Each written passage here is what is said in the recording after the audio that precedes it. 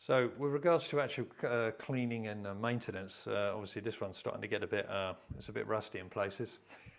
You can tell it's winter. I haven't touched it.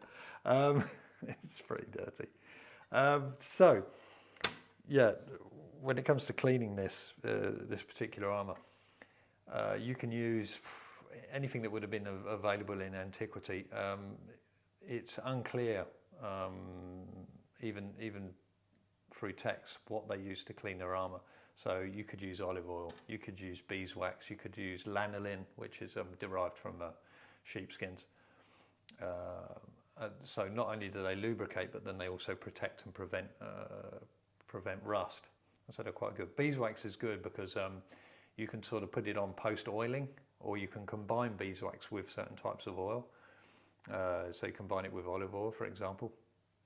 And then if you heat it up and put it together, it ends up as a compound, and it creates a surface.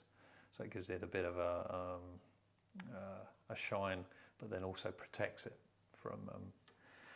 from further damage from rust. And like I said, this type of armour had to be maintained.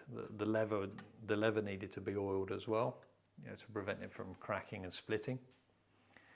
And also looked a lot better if it was shiny. And the Romans like bling. They liked things to be shiny and clean. And that's sort of something that's definitely been carried over into modern military days.